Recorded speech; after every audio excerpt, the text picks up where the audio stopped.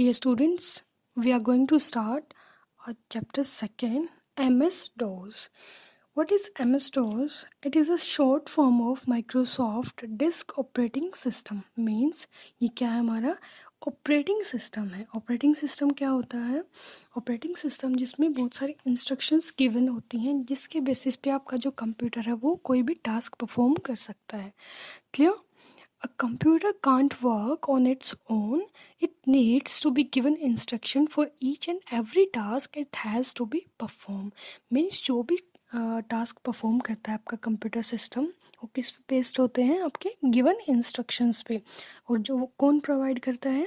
आपका operating system. और इन instructions को हम क्या बोलते हैं? These instructions are known as programs. ठीक है.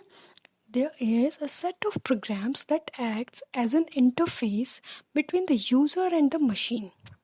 कुछ प्रोग्राम्स हैं, सेट ऑफ प्रोग्राम्स जो किसका काम करते हैं? इंटरफेस का काम करते हैं between the user and the machine.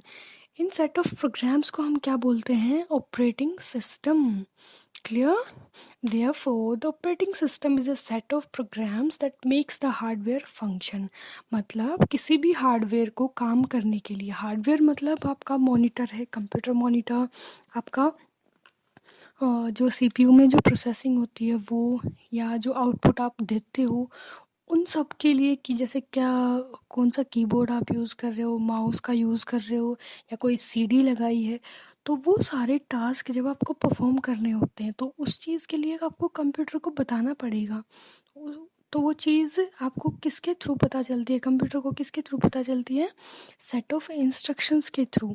Means आपके ऑपरेटिंग सिस्टम है जो आपका वो बताएगा कंप्यूटर को कि कौन सा वर्क परफॉर्म करना है. कि आपको अगर हम कोई की प्रेस करते हैं कीबोर्ड से, इट मीन्स आपको ऑपरेटिंग सिस्टम की हेल्प से कंप्यूटर पे क्या जाएगा? एक इन्फॉर्मेशन जाएगी कि क्या प्रेस करना है. कंप्यूटर की प्रेस कर रही है तो उसके एज इट इज़ जैसा भी वो हम जैसे की हम प्रेस कर रहे हैं वैसे ही हमें उसका आउटपुट प्रोड्यूस हो. जो हम माउस से की हेल्प से कुछ पॉइंट करा रहे हैं या कुछ क्लिक करा रहे हैं, वो सारी की सारी इंस्ट्रक्शंस सब कुछ फॉलो होती हैं किसके अंदर? ऑपरेटिंग सिस्टम के अंदर. तो मेनली हम कह सकते हैं कि MS-DOS हमारा क्या एक ऑपरेटिंग सिस्टम है, डिस्क ऑपरेटिंग सिस्टम है ये. इसमें क्या होता है? सेट ऑफ इंस्ट्रक्शंस होती हैं जिसके बेस पे हमारा कंप्यूटर सिस्टम क्या करता है? फंक्शंस को परफॉर्म करता है. क्लियर? और ये जो हमारा MS-DOS ये एक सॉफ्टवेयर है, ये क्या परफॉर्म करता है? Function of storage management. कि कैसे हमारी स्टोरेज की जो कैपेसिटी होती है उसको कैसे मैनेज करना है, कौन सा इनपुट डिवाइस कनेक्टेड है, कौन सा आउटपुट डिवाइस कनेक्टेड है, उन सभी चीज़ों को क्या करता है? मैनेज करता है. ठीक है. Now our next topic is the functions of an operating system. We can categorize the main function of an operating system. The first one is command interpretation. Second, memory and CPU management. Third one is disk management. The fourth is input-output device management. First, common interpretation. The operating system acts as an interpreter or an interface between a user and a machine. जो operating system है वो किसका काम करता है? एक interface का काम करता है. इंटरफेस मीन्स एक लिंक का काम करता है आपके यूज़र, जो आप यूज़र मीन्स जो आप काम करते हो, और जो आपका कंप्यूटर सिस्टम है उसके बीच में इंटरफेस का काम कौन करता है? Operating system. जिसकी हेल्प से ही आप क्या कर सकते हो? कोई भी टास्क परफॉर्म करा सकते हो. ठीक है. It translates the commands given by the user. ये क्या करता है? जो भी टास्क आपको परफॉर्म कराना है उसके लिए जो कमांड आप देते हो या जो की प्रेस करते हो, जो भी कुछ क्लिक करते हो कंप्यूटर माउस की हेल्प से, वो क्या होती है? हमारी कमांड्स होती है जो हम देते हैं यूज़र की हेल्प से, और उसको ट्रांसलेट करता है. ठीक है. उन कमांड्स को ट्रांसलेट करता है मशीन को अंडरस्टैंडेबल फॉर्मेट में उसको समझाने के लिए. Clear? It provides a consistent platform for applications to deal with hardware. ये कैसा प्लेटफॉर्म प्रोवाइड करता है? एक इक्वल प्लेटफॉर्म प्रोवाइड करता है फॉर ऑल द सॉफ्टवेयर्स जिनके बेसिस पे आपको क्या कराना है? आपका जो टास्क है वो परफॉर्म कराना है. क्लियर? तो ये इंटरप्रिटेशन मीन्स यहाँ पे एक इंटरफेस का काम करता है, एक लिंक का काम करेगा आपके कंप्यूटर सिस्टम और आपके बीच में. Clear? The second is memory and CPU management. It manages the hardware as well as the software of the system. ये आपके हार्डवेयर को और सॉफ्टवेयर को क्या करता है, मैनेज करके चलता है. These include storage and processor management. इसके अंदर ये किसको मैनेज करता है कि आपकी मेमोरी की स्टोरेज को कैसे स्टोर करना है, कौन सी प्रोसेस को कितने टाइम के लिए प्रोवाइड कराना है सीपीयू का टाइम, और एक कैसे प्रोसेस होगी किसी भी पर्टिकुलर प्रोसेस की कैसे प्रोसेस होगी. तो वो सब किसके अंदर आता है, मेमोरी और सीपीयू मैनेजमेंट के अंदर. It controls these resources and manage them for the user. ये सारा वर्क करता है, सारी कंट्रोलिंग करता है किसके लिए, यूज़र के लिए. Clear. Next topic is disk management. Disk means the various disk and other storage devices are controlled and managed by the operating system. It manages the disk space for the user. Means जो भी disk, जो hard disk लगी होती है आपके computer पे, जो storage के लिए यूज़ होती है, तो उसको भी मैनेज करता है कौन, हमारा operating system. In the fourth step is input output device management. जितने भी इनपुट और आउटपुट डिवाइसेस हैं वो कनेक्टेड हैं, कौन कौन से फंक्शंस कौन से डिवाइस को परफॉर्म करने हैं, वो सारी इंफॉर्मेशन, वो सारी मैनेजमेंट किसके अंदर होती है, इनपुट आउटपुट डिवाइस मैनेजमेंट के अंदर. Overall we can say that it is a important, very important thing. Without operating system, the computer system is nothing. Clear.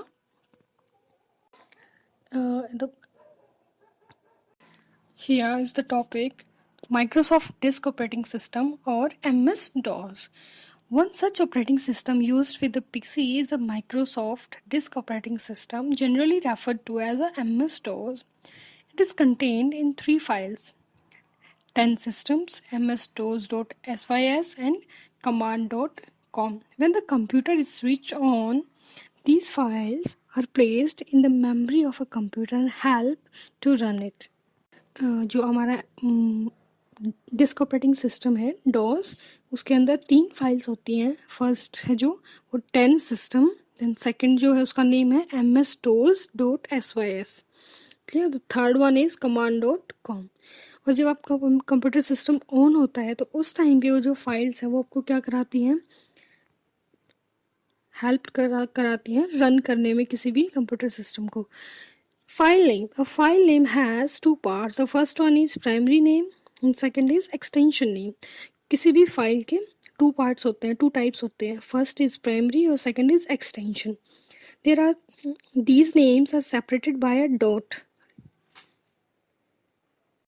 Here is the file name, the school.txt. Here school is the primary name and the txt is the extension name. Extension means मैंने आपको पहले भी बताया है, extension क्या होता है किसी भी फाइल का.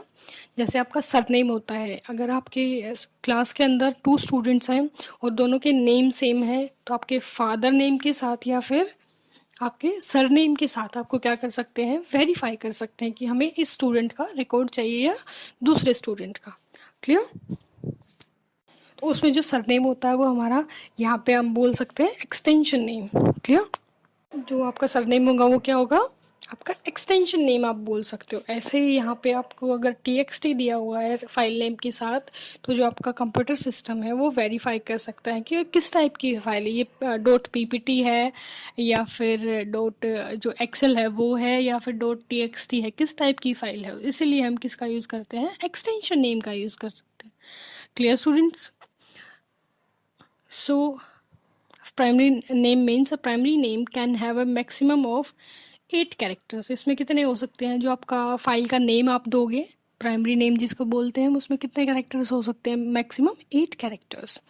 It can contain all alphabets and numbers. इसके अंदर जितने भी अल्फ़ाबेट्स या नंबर्स हैं आप उनको क्या कर सकते हो, इंक्लूड कर सकते हो विद अ स्पेसिफाइड और meaningful file name. For example, XYZ, XIZ, etc. The extension name, it can have a maximum of 3 characters. Extension के अंदर कितने होते हैं, maximum 3 characters होते हैं. जैसे .txt में 3 है ना, डॉट के बाद 3 characters है, T, X and T. ठीक है. A file name need not have an extension. These are used to differentiate the file type.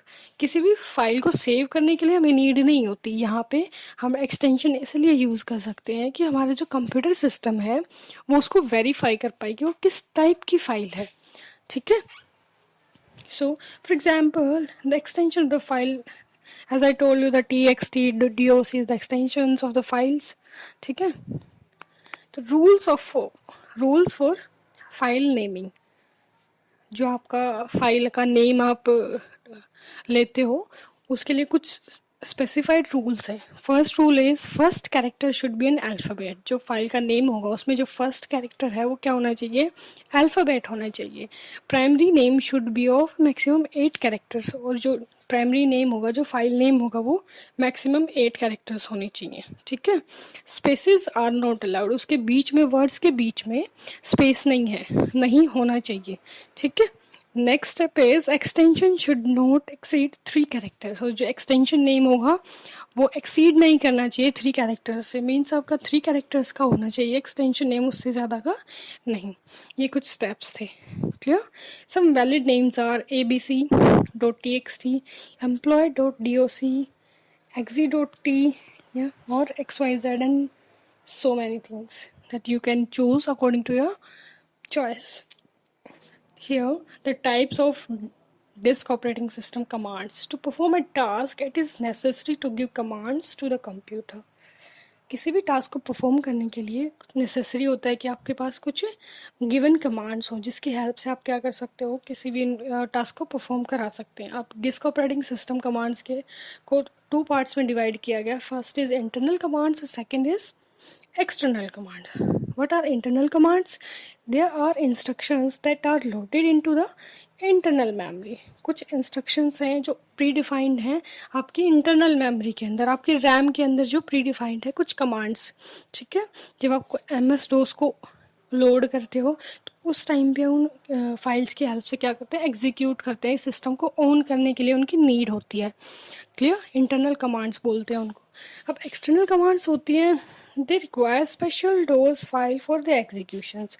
An example of this is tree. To be able to execute the tree command, the file tree.com must be present in the computer. अगर आपको इस type की कुछ file है जो command आपने दी है, अगर उसको एग्जीक्यूट कराना है तो वो फाइल हमारी ऑपरेटिंग सिस्टम के अंदर पहले से एग्जिस्ट करनी चाहिए, तभी वो क्या हो जाएगी, हो पाएगी, एग्जीक्यूट हो पाएगी. So, internal DOS commands. DOS allow you to perform various activities. For example, you can display a list of the files on the disk. आप कोई भी लिस्ट डिस्प्ले करा सकते हो फाइल्स की डिस्क पे, क्रिएट कर सकते हो फाइल्स को, रिमूव कर सकते हो अनवांटेड फाइल्स को, so many things. To perform these activities, DOS means disk operating system has to be instructed to do so. अगर ऐसी एक्टिविटीज़ आपको परफॉर्म करानी है तो आप किसकी हेल्प ले सकते हो, डिस्क ऑपरेटिंग सिस्टम की कमांड्स की. These instructions are refer to the disk operating system commands. They are issued at the DOS prompt. आपकी जो प्रॉम्प्ट होती है, जो कमांड प्रॉम्प्ट विंडो होती है, उस पर क्या हो जाएगी, शो होंगी आपके डिस्क ऑपरेटिंग सिस्टम की commands. Clear. Like this, when you use disk operating system prompt, the date and the time command. This command, the internal clock in the computer system keep track of the date and time. जो internal clock होती है आपकी computer system में वो automatically क्या रखती है, trekking रखती है डेट और टाइम की. The date can be altered using the date command which is given below. अगर आपको उसकी डेट को चेंज करना है तो क्या कर सकते हो, आप डेट कमांड का यूज़ करोगे जो कैपिटल लेटर्स में आपको दिख रही है DATE. उस कमांड का यूज़ करके आप क्या कर सकते हो, डेट को मॉडिफाई कर सकते हो, ऑल्टर कर सकते हो, उसको चेंज कर सकते हो. ठीक है. Type date at DOS prompt and press enter. आपका जो प्रॉम्प्ट है डिस्क ऑपरेटिंग सिस्टम का, उस पर आपको टाइप करना है DATE. ये आपको ब्लैक जो हाईलाइट कर रखा है, C देन कोलन, फिर front slash, forward slash, then greater than, उसके बाद जो डेट. सिर्फ आपको क्या टाइप करना है, डेट, कैपिटल लेटर्स में. डेट टाइप करते ही आपको क्या प्रेस करना है, एंटर प्रेस करना है. You will get a message.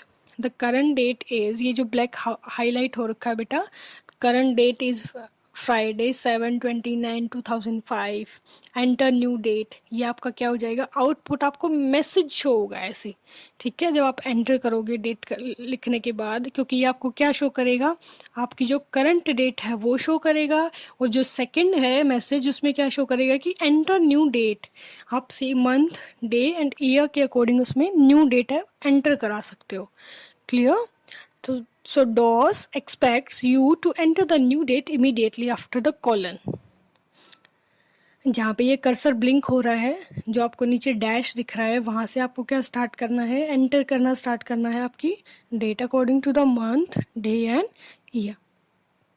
You can set the time using the time command. जैसे हमने डेट को सेट किया है वैसे ही आप किसको सेट करोगे, टाइम को सेट कर सकते हो टाइम कमांड की हेल्प से। ऐसे ही आपको सिर्फ टाइप करना है टाइम, TIME कैप, और फिर एंटर प्रेस कर देना है। एंटर प्रेस करते ही आपको एक मैसेज शो होगा, उसमें क्या लिखा आएगा, करंट टाइम तो आपको शो कर देगा ये कि current time is this, and enter new time means आपको करंट टाइम भी शो करेगा, और आपको जो मॉडिफाई करना है, जो ऑल्टर करना है न्यू टाइम, उसके लिए भी आपको ऑप्शन प्रोवाइड कराएगा। Clear? Disk operating system expects you to enter the new time in hours, minutes, seconds, and A और P, AM और PM for A और P आपको प्रोवाइड कराता है AM और PM के लिए। Immediately after the column where the cursor is placed means आपको minutes, hours, minutes and seconds के बेसिस पे आपको क्या करना है, उसी सीक्वेंस में आपको न्यू एंटर करना है, आपका टाइम न्यू जो आपको फीड कराना है। Clear? Next topic is to change the drive. If you are working in one drive and wish to work in another, you need to change the drive to work in it. अगर आप prompt का use करके disc operating system के अंदर prompt का use कर रहे हो, और उसमें आप क्या कर रहे हो, एक ड्राइव से दूसरी ड्राइव में, जैसे ड्राइव F, ड्राइव G ऐसे होते हैं ना, तो एक ड्राइव से दूसरे ड्राइव में अगर आपको मूव करना है तो उस टाइम पे आपको उस ड्राइव को चेंज करना है, तो कमांड की हेल्प से आप कैसे चेंज करोगे। Let's see, you have to type only D, capital D and colon. ठीक है, डी के साथ आपको डबल डॉट्स जो दिख रहे हैं ना, उनको हम क्या बोलते हैं, कॉलन का सिंबल बोलते हैं। ठीक है, उसको टाइप करने के बाद आपको एंटर प्रेस करना है। एंटर प्रेस करने के बाद you will get a message directly commands of the DOS. You have already learned that directory is a place where the files are stored. जो directory होती है मीन्स जो folder होते हैं उसमें क्या होती है, हमारी file store होती हैं। When there are so many files on a disk, you may find it difficult to locate a particular file. जब बहुत सारी फाइल्स हो जाती हैं डिस्क के ऊपर तो आपको डिफ़िकल्ट हो जाता है किसी पर्टिकुलर फाइल को लोकेट करना। This problem can be solve by organising files in different directories. ये प्रॉब्लम आपको कैसे सॉल्व कर सकते हैं, आप ऑर्गेनाइज करके फाइल्स को डिफरेंट डायरेक्टरीज में। सो certain DOS commands facilitate the certain or removal of directories so that you can organize the hard disk or a floppy disk. They also allow moving from one directory to another, viewing the list of files on a disk. अगर आपको एक directory से दूसरी directory में move कराना है, आपकी files को या मैनेज करना है, तो उसके लिए भी बहुत सारे हमारे पास क्या है, डिस्क ऑपरेटिंग सिस्टम में कमांड्स हैं जिसकी हेल्प से हम क्या कर सकते हैं, कोई भी टास्क परफॉर्म कर सकते हैं according to their needs. Clear? Thank you, students.